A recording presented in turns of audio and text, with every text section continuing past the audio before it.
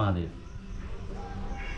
मैं इस वीडियो में आपको वास्तुशास्त्र से जुड़ी हुई कुछ चीज़ें बताना चाहूँगा। सबसे पहले भवन पर आते हैं। मकान पर जिन व्यक्तियों के मकान के दरवाजे या जिन व्यक्तियों के मकान के कमरों के दरवाजे दक्षिण दिशा की ओर होते हैं, वहाँ जो उससे होने वाली परेशानियाँ होती हैं, वो परेशानियाँ सबसे ज़्यादा होती हैं कि काम बनते बनते रुकते हैं, कुछ ना कुछ घटनाएं घटती रहती हैं, बीमारियां लगी रहती हैं, किसी को कोई परेशानी, किसी को कोई परेशानी। तो इनके निवारणार्थ में आपको जो है कुछ चीज़ें बहुत छोटी छोटी हैं जिनको कि आप करके इन परेशानियों से निवारण पा सकते हैं। इनका निवारण आप स्वयं कर सकते हैं। बताना मेरा फ़र्ज़ है, करना आपका काम है। जिन व्यक्तियों के मकान का मुख्य दरवाज़ा या किसी भी कमरे का दरवाज़ा दक्षिण दिशा की ओर खुलता है या दक्षिण दिशा की और पूर्व दक्षिण दिशा की ओर भी खुलता है, तो उसके लिए उनको सबसे पहले ज़रूरी है कि जो घर का मेन दरवाज़ा जो दक्षिण दिशा की ओर खुलता है, उस अंदर की तरफ, बाहर की तरफ नहीं, अंदर की तरफ एक लंबा शीशा, उसको आप इस तरीके से लगाएं चौखट के ऊपर कि आपको जो है पिछला हिस्सा उसमें दिखाई दे घर से निकलते समय, यानी उत्तर दिशा का दर्शन होना चाहिए। अब आप कहेंगे कि हम पीछे मुड़ के भी देख सकते हैं। पीछे मुड़ के नहीं, जब वो घर से निकल रहे हैं तो पीछे से किसी को आवाज़ भी नहीं देनी चाहिए, ये नियम होता है, और ना ही पीछे मुड़ के देखना चाहिए। और जब आप शीशा लगा देंगे तो शीशे की तरफ आपकी निगाह पड़ेगी तो आपको उत्तर दिशा दिखाई देगी, तो उसका दोष वहाँ खत्म हो जाता है।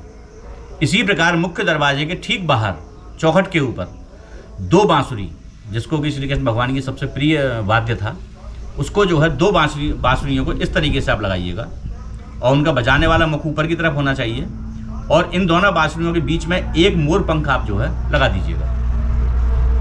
इससे जब आप बाहर से अपने घर में प्रवेश करेंगे तो चूंकि आप दक्षिण दिशा की तरफ से उत्तर दिशा की ओर जाएंगे, तो आपके साथ जितनी भी नकारात्मकताएं शक्तियां रही होंगी सुबह से लेकर शाम तक, वो सारी आप वहीं दरवाजे पर छोड़कर अंदर घुसेंगे, प्रवेश करेंगे।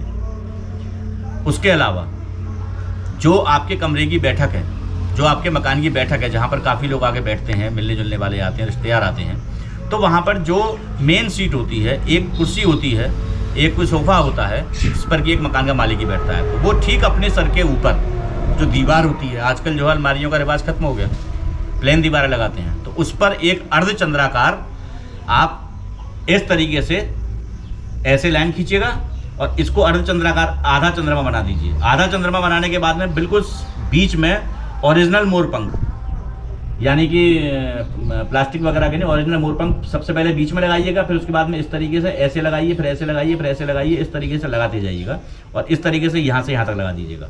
तो जो भी नकारात्मक व्यक्ति, नकारात्मक माइंडेड, नेगेटिव माइंडेड व्यक्ति का प्रवेश आपके घर में होगा, तो उसकी निगाह जैसे ही पड़ेगी तो उसकी जितनी भी नकारात्मक क्षमता होगी वो सब खत्म हो जाएगी, धूमिल हो जाएगी, और वो आपसे उसी प्रकार से बात करेगा जैसे कहते हैं कि हम नज़र लग जाती है, वो चीज़ बिल्कुल नहीं लगेगी। सोने वाले व्यक्तियों को कभी भी दक्षिण दिशा की ओर पैर करके नहीं सोना चाहिए, ये सर्वविदित है और सब जानते हैं। उत्तर दिशा की ओर पैर करके सोना चाहिए या उत्तर पूर्व की तरफ दिशा में पैर करके सोना चाहिए। अपने पलंग को आप उसी तरीके सेट कीजिए। खाने की टेबल है, खाना जब भी आप खाएं तो पूर्व दिशा की ओर मुँह कर करके खाएं।